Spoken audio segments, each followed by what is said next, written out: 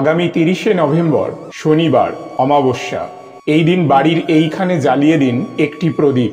সুখ, সমৃদ্ধি, অর্থ এবং সংসারে সৌভাগ্য আসবেই। যেহেতু এই অমাবস্যা শনিবার দিন পড়েছে, তাই এই বিশেষ সংযোগকে শনি অমাবস্যা বলা হয়। শনিবারের এই অমাবস্যা তিথিতে বিভিন্ন ধরনের পুজো এবং জ্যোতিষ ও তান্ত্রিক মতে নানান ক্রিয়া করা হয়। অগ্রহায়ণ মাসের শনি অমাবস্যার বেশ কিছু তাৎপর্য রয়েছে। জ্যোতিষশাস্ত্র মতে এই মাসকে বলা হয় ভগবান কৃষ্ণের মাস, ফলে এই মাসের অমাবস্যা তিথিও বেশ গুরুত্বপূর্ণ। নমস্কার বন্ধুরা, আজকের নতুন পর্বে আপনাদের সকলকে স্বাগত জানাই।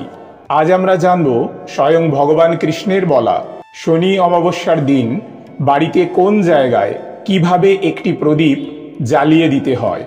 এই দিন বাড়িতে যেভাবে প্রদীপ দিলে জীবনে আসবে সুখ ও সমৃদ্ধি, কর্মক্ষেত্রে আয় উন্নতি বাড়তে থাকবে, রোজগারের নতুন রাস্তা খুলে যাবে, এতদিনের আটকে থাকা কাজ সম্পূর্ণ করা যাবে, পরিবারের সদস্যদের অসুস্থতা দূর হবে, আর্থিক সমস্যা কেটে গিয়ে সংসারে আসবে অর্থ এবং সৌভাগ্য। আপনি শনি অমাবস্যার ব্রত পালন করুন অথবা নাই করুন, তবে এই দিন অবশ্যই শাস্ত্র অনুসারে এইভাবে একটি প্রদীপ জ্বালান। তাহলে আপনি এবং আপনার পরিবার সুখ, ঐশ্বর্য এবং সৌভাগ্যের মুখ দেখতে পাবেন। 30শে নভেম্বর শনিবার সকাল 10:30 অমাবস্যা শুরু হচ্ছে। পরের দিন অর্থাৎ 1 ডিসেম্বর রবিবার সকাল 11:51 অমাবস্যা ছেড়ে যাবে।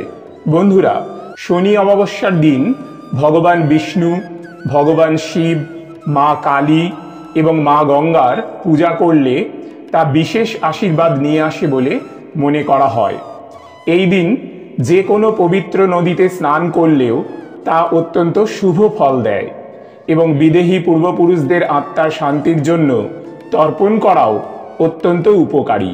শনি অমাবস্যার দিন স্নান এবং দানের ব্রহ্ম মুহূর্ত হবে ভোর 5:08 থেকে ভোর 6:02 পর্যন্ত। এই দিন অভিজিৎ মুহূর্ত হবে সকাল 11:49 থেকে বেলা 12:31 পর্যন্ত। এই সময়ের মধ্যে আপনি স্নান এবং দান করতে পারেন। কালসর্প দোষ, শনির দোষ, গ্রহদোষের প্রতিকার এবং দান করার জন্য শনি অমাবস্যার দিনটি বিশেষভাবে গুরুত্বপূর্ণ। সনাতন হিন্দু ধর্মীয় বিশ্বাস অনুসারে ব্রাহ্ম মুহূর্তের সময় স্নান করা সবচেয়ে শুভ বলে মনে করা হয়। এছাড়াও এই দিন আমিষ খাবার যেমন মাছ, মাংস, ডিম, পেঁয়াজ, রসুন, মুসুর ডাল ইত্যাদি তামসিক আহার এড়িয়ে চলুন এবং ঘরোয়া নিরামিষ আহার গ্রহণ করুন। শনি অমাবস্যার দিন সূর্যাস্তের পর শুদ্ধ বস্ত্রে বাড়িতে ঠাকুরের আসনের সামনে একটি প্রদীপ জ্বালান। মাটির প্রদীপ হলে ভালো হয়, সম্ভব না হলে পিতল বা কাঁসার প্রদীপ ব্যবহার করবেন। প্রদীপে ঘি, তিল তেল অথবা সর্ষের তেল ব্যবহার করতে পারেন।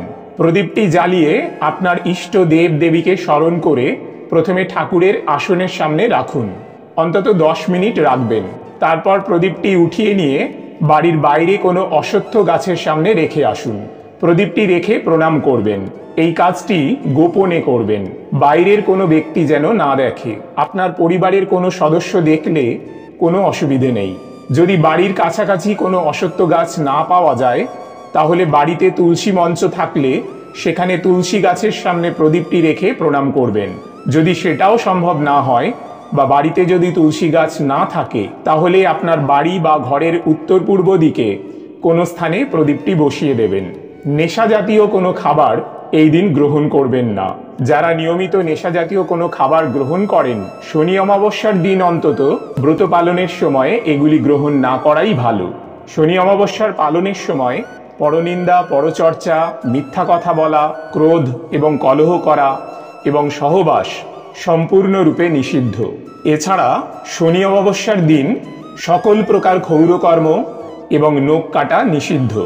বন্ধুরা, আশা করি ভিডিওটি আপনাদের সামান্য হলেও উপকারে আসবে। ভগবান কৃষ্ণ এবং মা কালীর কৃপায় আপনারা সবাই ভালো থাকুন, সুস্থ থাকুন, এই প্রার্থনা করি। আজ তাহলে এখানেই ইতি করলাম। জয় ভগবান কৃষ্ণ, জয় মা কালী।